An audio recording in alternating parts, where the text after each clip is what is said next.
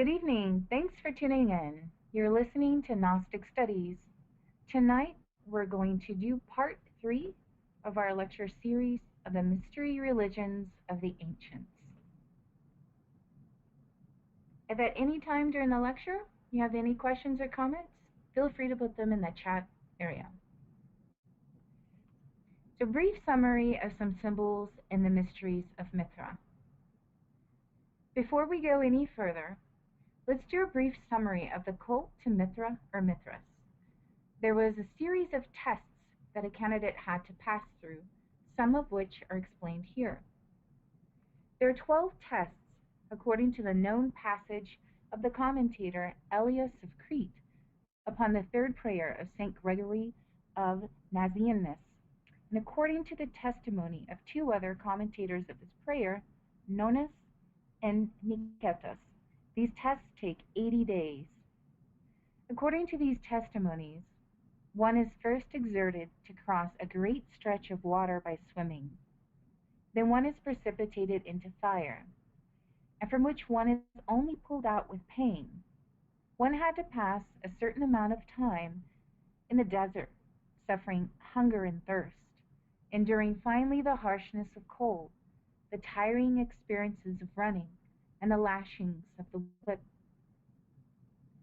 Here are already 8 of those rough and painful tests, and by examining them, the monuments of the temples dedicated to Mithras, we will not have any trouble finding others in order to complete the number of these works of Mithra, and the number of which brings one back, according to all appearances, like those of the 12 labors of Hercules, to the journey of the sun through the 12 signs of the zodiac. Their doctrine can be summarized as Mithras is born from a rock. He's depicted in his temples hunting down and slaying a bull in the Tauroctony. He then meets with the sun, who kneels to him. The two then shake hands and dine on bull parts, the banquet of the sun. Being born from the rock is related to the rock or the stone of the philosophers, the cubic stone or angular stone, which we've just studied. We have already studied in the previous class that the symbol of the earth is the bull. Therefore, the symbolism of slaying the bull means to kill the earth, or to complete dominion of matter. Mithras then meets the sun, who, as we've mentioned in the previous class, is the local central fire of our solar system. When the sun kneels before him, it means that he's dominated a certain aspect of the fire. By shaking the hands and dining on bull parts, it means that they've dominated the earth, the physical world, matter. There is a picture in the Mithraic temples of a naked, lion-headed human figure, or Leontocephaly. He's entwined by a serpent, or 2 serpents, like a caduceus, with the snake's head often resting on the lion's head. He's usually represented having 4 wings, 2 keys, sometimes a single key, and a scepter in his hand. Sometimes the figure is standing on a globe inscribed with a diagonal cross. In the figure shown here, the 4 wings carry the symbols of the 4 seasons, and a thunderbolt is engraved on the breast. The base of the statue are the hammer and tongs of Vulcan, as well as the rooster and the wand of Mercury. The serpent is related to another symbol of the ancient mysteries, which we also see in the Bible, the tempting serpent of Eden, who caused the fall of Adam and Eve, as well as the bronze serpent which healed the Israelites in the desert. Note, the Nehushtan in the Hebrew Bible was a sacred object in the form of a snake of bronze upon a pole. The priestly source of the Torah says that Moses used a fiery serpent to cure the Israelites from snake bites. And that was Numbers chapter 21, verse 4 through 9. The four wings correspond to the four elements. The keys correspond to the esoteric keys of the mysteries. And the scepter is the staff of the patriarchs that corresponds to the spinal column. But the most relevant symbol for us is the lion head, because, as we've seen in the previous class, the lion corresponds to fire, symbolizing that this person has succeeded in converting the earth, or bull, or physical matter, into the fire, or lion, or spiritual substance. In the following, we have some pictures here with Mithras slaying the bull, the snake or serpent around the wand, more of Mithras slaying the bull. The serpent is seen here.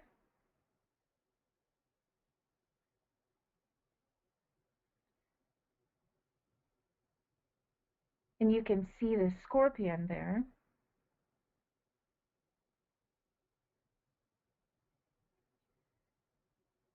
The alchemical symbolism of the ancient mysteries. The ancient Hermetic philosophers said that the universal substance takes three forms and three modes in exteriorizing itself. First, active and moving form, the sulfur. Second is the passive and mobile form, the mercury. Third, balanced and mixed form, the salts. For the modes of the universal substance, this is what they call the four elements. They're analogous to oxygen, hydrogen, nitrogen, and carbon. Light is 1 and 4 in its manifestations. It is active or passive, visible or concealed. It is the first real and living substance, having in itself the principle of its movement. It is a substance of which the visibility, palpability, etc., are only accidental conditions. A substance of which we can only conceive of its molecules, even if they're hypothetically primitive, as external aggregates and modifications of the original substance, because every body has its parts, and every part is a body, and consequently dividable, etc. A substance which is the perpetual result of its own productive force, like a serpent which devours itself and which comes out of itself. What God creates eternally on the first day, and even before the first day. Since the book of Genesis is not past history, it is a revelation of eternal work. The light exists because God wills that it to be, and all things begin and end in it. God is the reason of being for the light. The light is the exterior manifestation of the eternal verb of God. The light is pregnant in understanding, and it gives birth to reason because it is fecundated by the Spirit. The universal light is the astral light in the stars.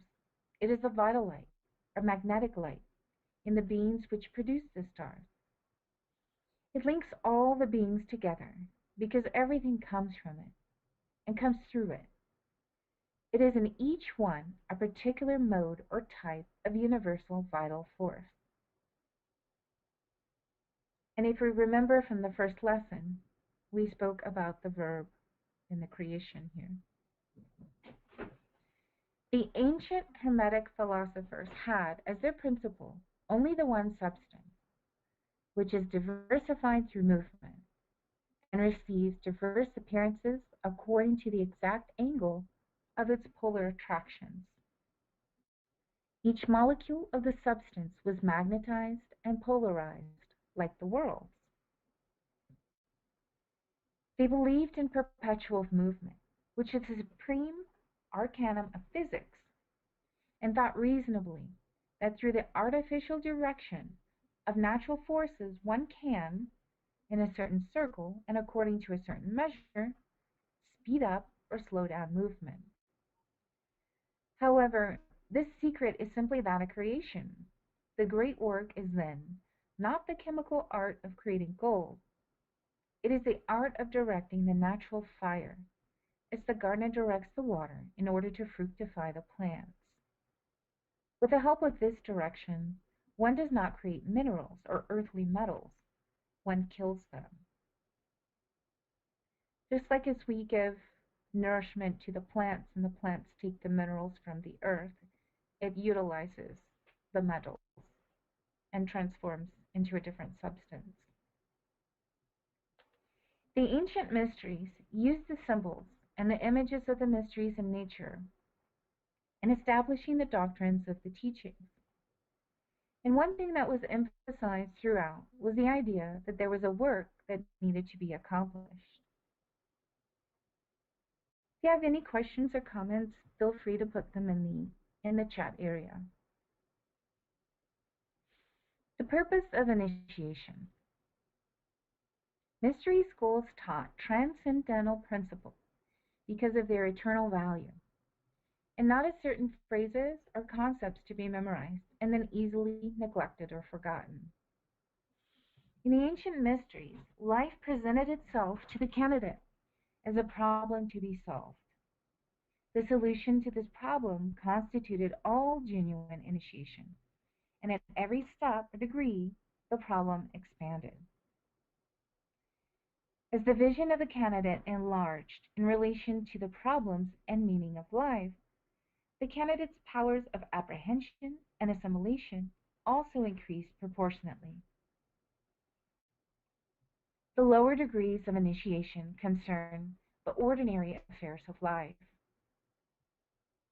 A knowledge of the laws of nature and nature's processes of movement or change, and the association of this knowledge to the candidate's physical body and the surrounding world. When the candidate had learned these principles and adjusted his or her life to the application, then the candidate was passed on to the following degrees.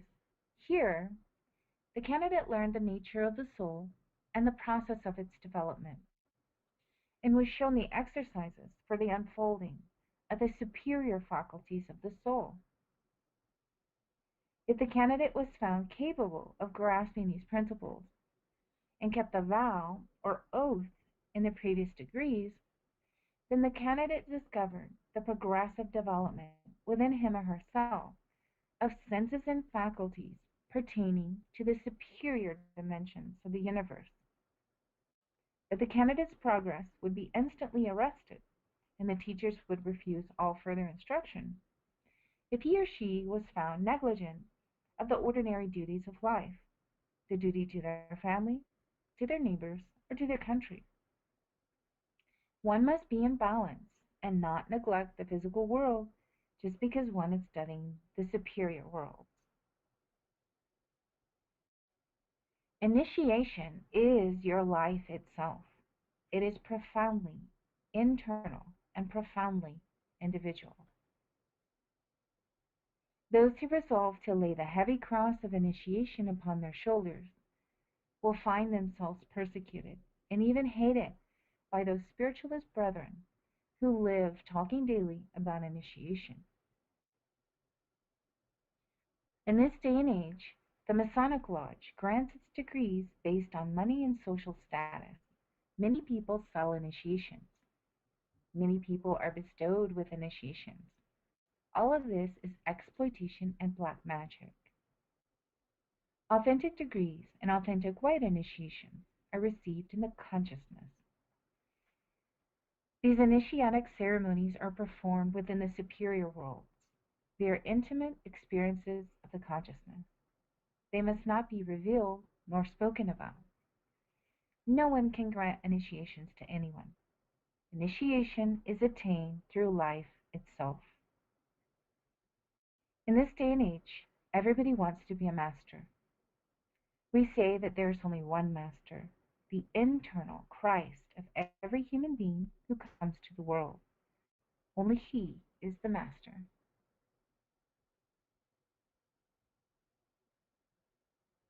If you have any questions or comments, feel free to submit them in the comments area.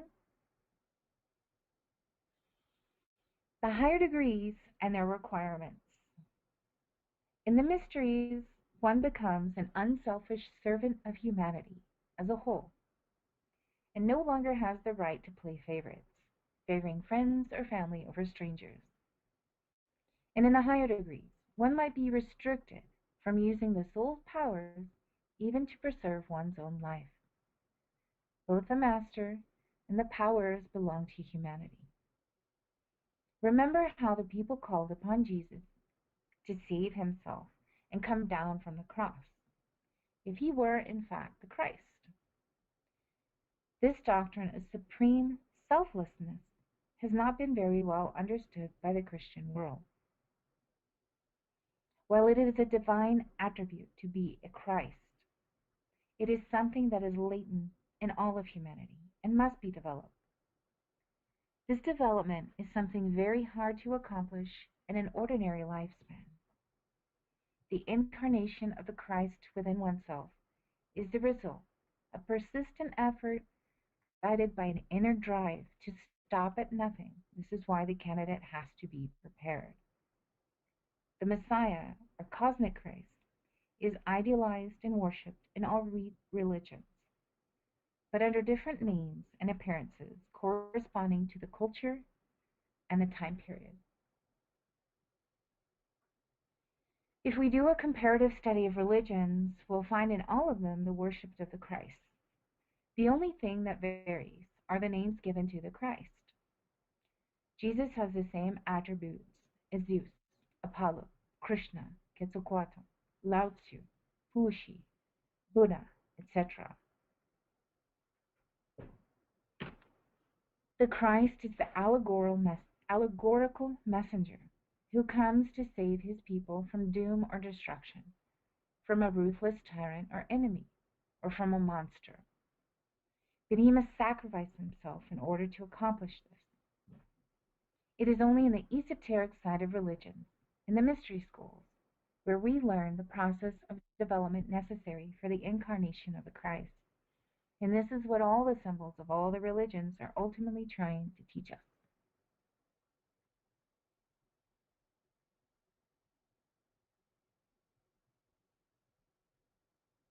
And we do welcome any questions or comments that you may have. Moving on to ancient Christianity.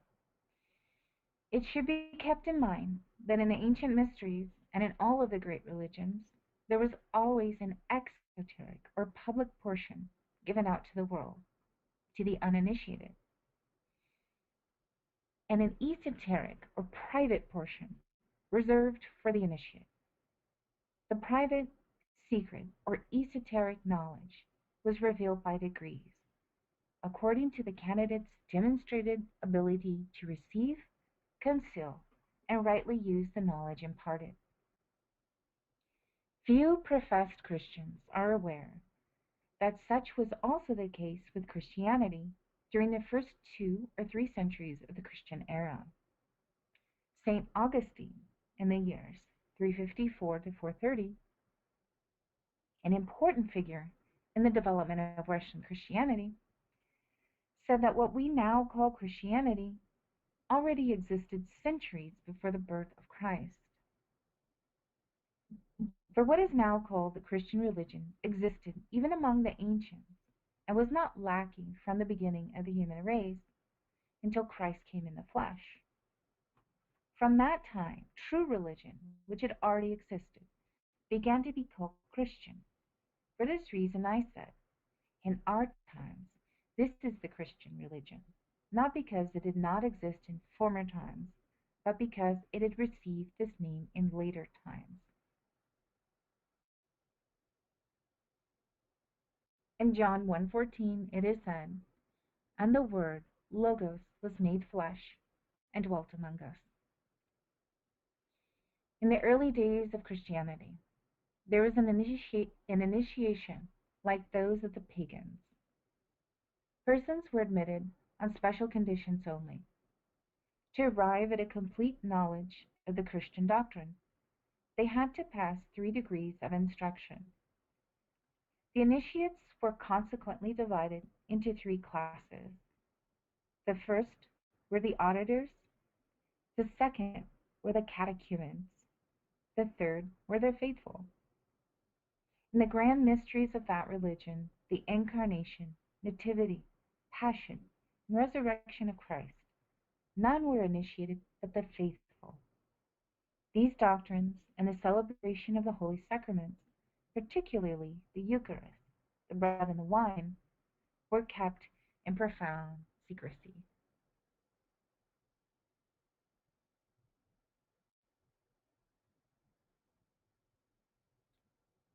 Esoteric Christianity of the past.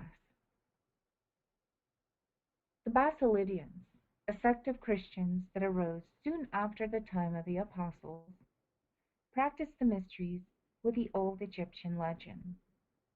They symbolized Osiris by the sun, Isis by the moon, and Typhon by Scorpio, and wore crystals bearing these emblems as amulets or talismans to protect them from danger, upon which was also a bright star and the serpent. And if we remember the figure of Mithras slaying the bull, we also saw the scorpion in that figure. These talismans were copied from those of Persia and Arabia and given to every candidate at his initiation. They all claimed to possess a secret doctrine, coming to them directly from Jesus Christ, different from that of the Gospels and the Epistles, and superior to those communications, which in their eyes were merely exoteric. Remember, those are the outer public teachings. They did not communicate the secret doctrine to everyone, and among the extensive sects of the Basilidians, hardly 1 in 1,000 knew it, as described by Irenaeus. We know the name of only the highest class of their initiates. They were called the elect, or elus, and strangers to the world. They had at least 3 degrees: the material, the intellectual, and the spiritual, in the lesser and greater mysteries, and the number of those who attained the highest degree was quite small. All other Christian groups called these 3 degrees or grades purification, initiation, and accomplishment or perfection. The apostolic constitutions attributed to Clemens, Bishop of Rome, describe the early church and say, these regulations must on no account be communicated to all sorts of persons because of the mysteries contained in them. And you can find more about this um, by looking into The Secret Discipline by Theodore Temple. Another famous Christian, Tertullian, who died about 216 AD, he says in his Apology, none are admitted to the religious mysteries without an oath of secrecy. We appeal to your Thracian and Eleusinian mysteries, and we are specially bound to this caution, because if we prove faithless, we should not only provoke heaven, but draw upon our heads the utmost rigor of human displeasure. And should strangers betray us, they know nothing but by report and hearsay. Far hence, ye profane, is the prohibition from all holy mysteries. Clemens, Bishop of Alexandria, born about 191 AD, says in his Stromata that he cannot explain the mysteries because that would be like putting a sword in the hands of a child. Remember that these people would not have received the initiations, would not have gone through the trials of the initiations. Origen, born 135 AD, answering Celsus, who had objected that the Christians had a concealed doctrine, said, "Inasmuch as the essential and important doctrines and principles of Christianity are openly taught, it is foolish to object that there are other things which are concealed, for this is common discipline with that of those philosophers, in whose teaching some things were exoteric and some esoteric, and it is enough to say that it was so with some of the disciples of Pythagoras." The formula which the primitive church pronounced at the moment of celebrating its mysteries was this: "Depart, ye profane, let the catechumens, and those who have not been admitted or initiated, go forth." Archelaus, bishop of Cascara in Mesopotamia, said, "These mysteries the Church now communicates to him who has passed through the introductory degree. These are not explained to the Gentiles at all, nor are they taught in the hearing of catechumens. But much that's spoken is in disguised terms, so that the faithful who possess the knowledge may be still more informed, and those who are not acquainted with it may suffer no disadvantage."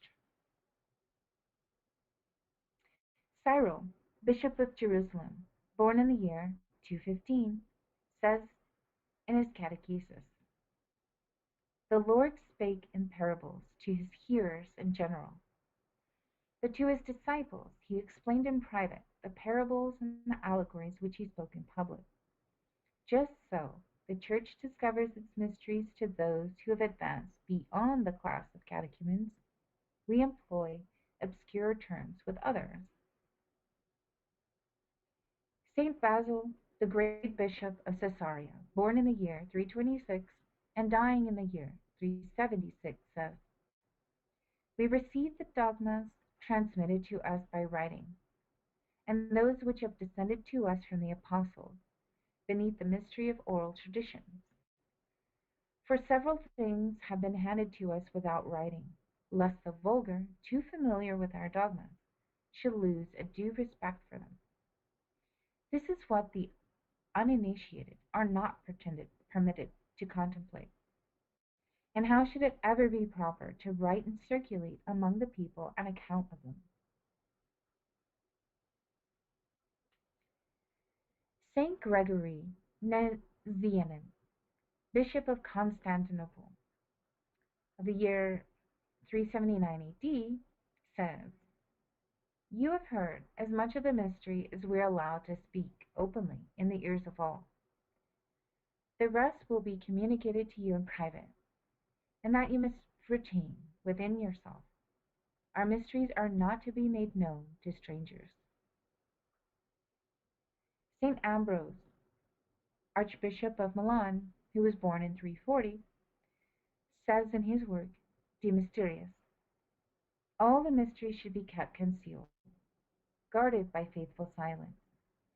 It is not given to all to contemplate the depths of our mysteries, that they may not be seen by those who ought not to behold them, nor received by those who cannot preserve them." And in another work St. Ambrose says, "He sins against God who divulges to the unworthy the mysteries confided in him.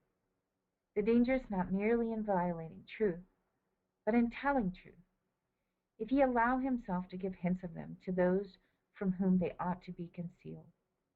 Beware of casting pearls before swine.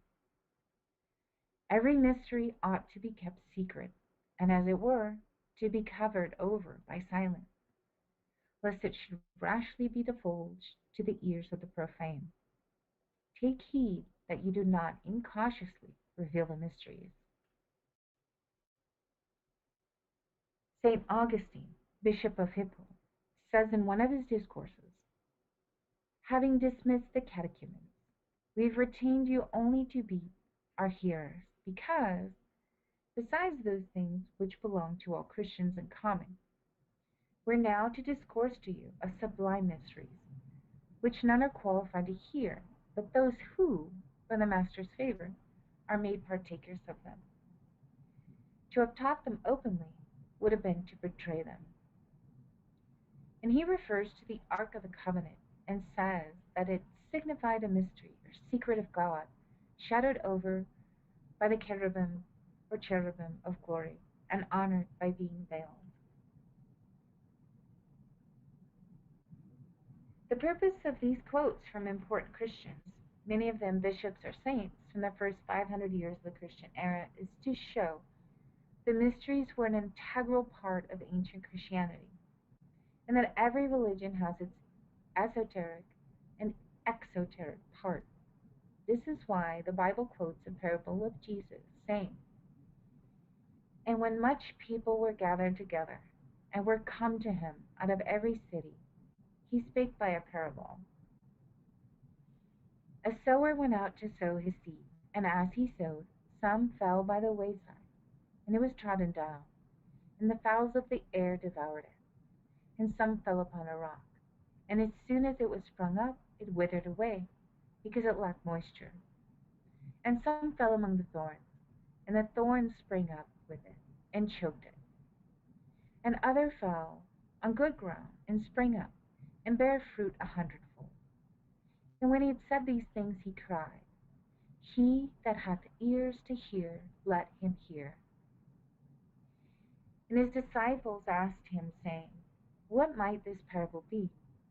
And he said, Unto you it is given to know the mysteries of the kingdom of God, but to others in parables, that seeing they may not see, and hearing they may not understand. Now the parable is this: the seed is the word, the logos of God. And that is from Luke chapter 8, verse 4 through 11. If you have any questions or comments so far, please feel free to put them in the comments area.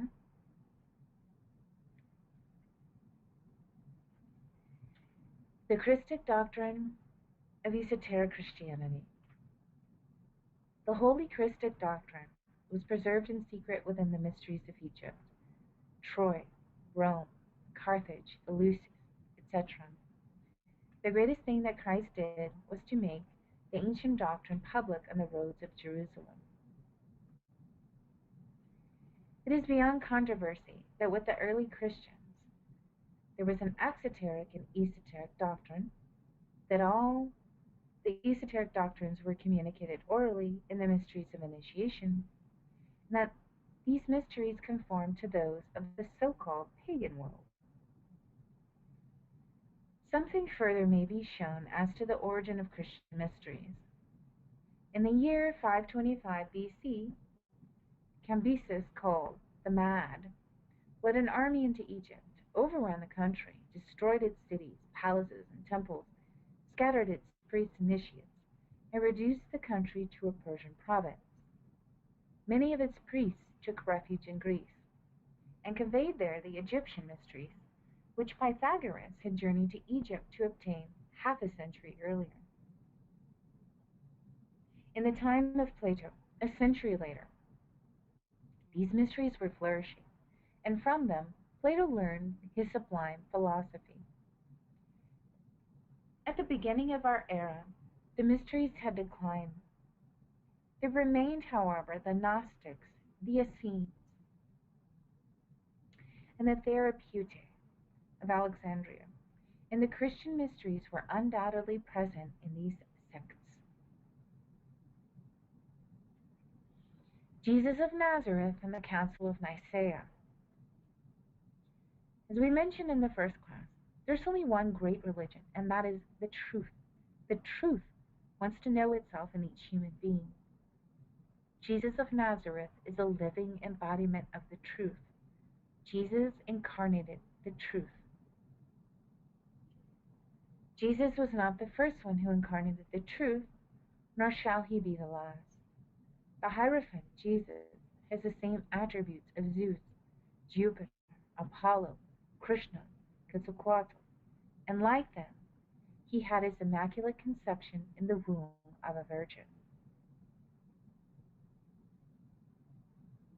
Mythology says that Jesus was born on the 25th of December, the birthday of the god Mithra, in the town of Bethlehem, a town that did not exist in those times. The name Bethlehem is derived from the word Bel or Belim, the sun god of the Babylonians and Germans. The name Bethlehem indicates the cosmic Christ, the sun god, and the solar logos. The entire life of Jesus, Jesus, Zeus, and Jupiter, is similar to the life of Krishna in India, to that of other Christified beings of the world. This is why the Gospel of Jesus is similar to that of Krishna. There are no differences in hierarchy in the cosmic Christ. We are all one in the world of the truth. However, it is good to clarify that the Buddha Jesus is the most exalted master of the universe. Buddha is the realized spirit in every perfect man. Christ is the truth. The birth of Jesus the Christ and his life, passion, death, and resurrection should be lived by everyone who crucifies himself. At the Nicene Council, celebrated in 325 AD, two things were recognized. The first was a man who incarnated the truth. The second was the doctrine. The man was the Hierophant, or priest Jesus. The doctrine was the primitive Gnostic Christian esotericism. Jesus is the Christ because he incarnated the Christ. Jesus, Jesus, Zeus, and Jupiter is the new Christ man who in fact initiated a new era. The Council of Nicaea was a necessity of the time because the ancient religious form of Roman paganism had entered into complete degeneration and death. It was becoming necessary to address the universal cosmic principles of the cosmic religion with a new religious form. The Council of Nicaea was definitive. The religious principles were dressed up in new clothes in order to initiate a new era. And that is how Christianity was born. After the First Council of Nicaea in 325 AD, less and less was heard of the earlier doctrines. And with the burning of the great library of Alexandria, Catholic supremacy in the Dark Ages obliterated the records of ancient wisdom in Western Europe. For a movie about the burning of Library of Alexandria and the life of Hypatia, see Agora. So different groups emerged to offer those sincere seekers access to the mysteries, such as the Templars, the Alchemists, the Rosicrucians, the Masons, etc. While in other parts of the world, other messengers and religious forms emerged or continued in order to give the people spiritual guidance and to provide those sincere seekers access to the esoteric teachings.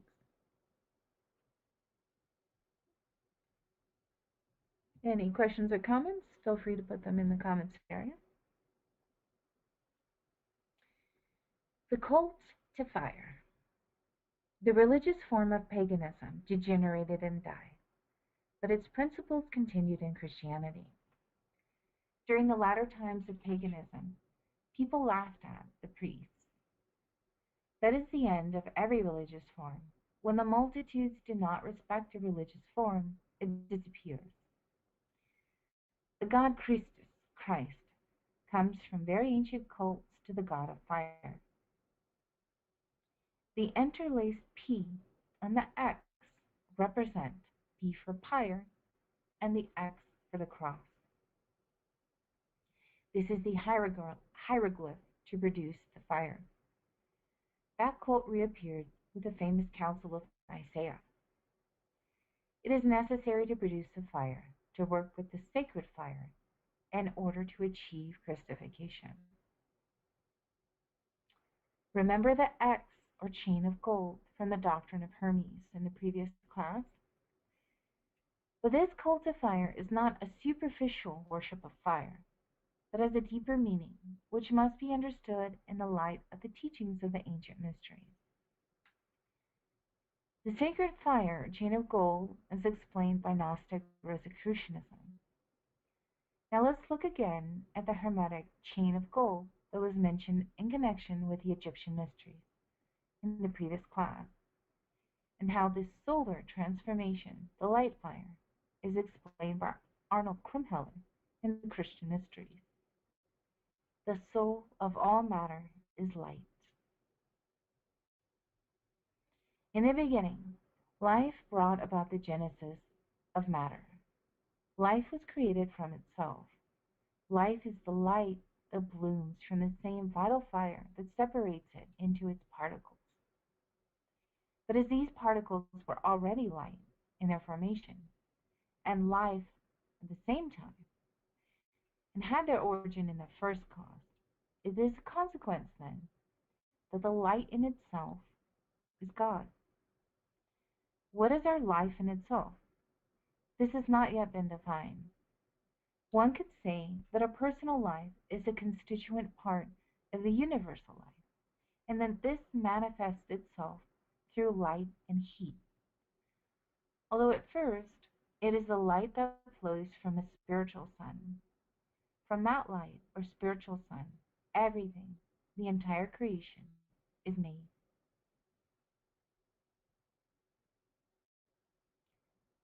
At the core of each seed there is some sun, and therefore we call this life, because life comes from the sun, but not the planet, rather the radiant, bright light, which manifests itself and expresses itself through the sun. Gnostics know this force as the Christonic force, because the word Christ, from the Greek, means not only Messiah or Anointed One, but also light and Redeemer, and is the Christic or Christonic force that redeems us from within. That we save and we sublimate when the vibrations of Leo are connected in our heart with those of the Leo heart of our planetary system, that is to say, the central sun, the Father. The sun is the ruling planet of the astrological sign of Leo. The Gnostic Church teaches the mystery of the bread and the wine. The grains contained in bread were grown and matured through the solar force, and wine, made from grapes that grew on the vine, were developed and transformed in order to be consumed together in the holy Eucharistic unction. And even the grapes that grew on the vine, they grew from the solar force of the sun. This is my body, the bread, and this is my blood, the wine.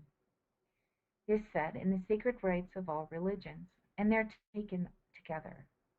In a similar way, our solid part and the liquid that we carry within have been transformed through the lymph system, through the organic sun, that is to say, the heart chakra, which forms and transforms everything within our organism. The central sun or fire of our human organism is the heart. And so Krummheller says, consciously then, the disciple should approach this moment by looking for initiation within oneself, because it is the sun within ourselves that offers this to us.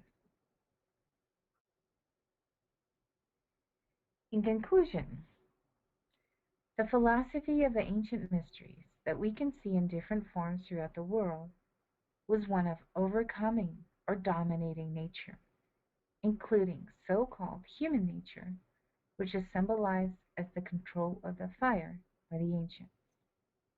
And this is done by appealing to the transcendental laws of the universe and by emphasizing the transformative power of self-sacrifice. Next week, we're going to talk about Freemasonry as a more recent mystery school, and we'll talk about its legends and symbolism. And thank you all. If you have any questions or comments, feel free to put those in the comments area.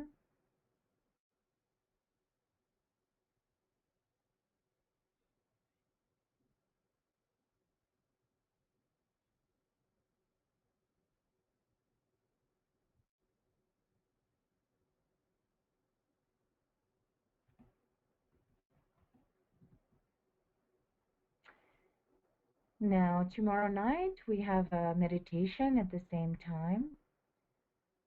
And again, next week we'll be following the next lesson of the Mystery Schools of the Ancients.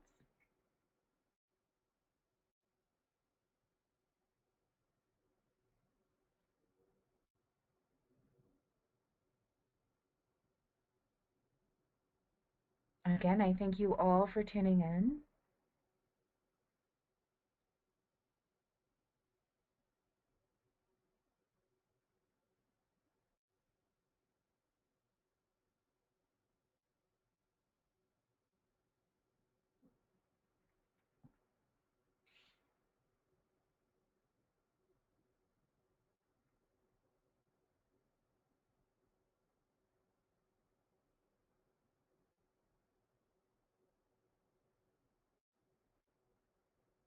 Yes, if you do come to gnosticstudies.org, you can find the particular lessons here that were referenced. We'll go ahead and put the link in the comments area for you.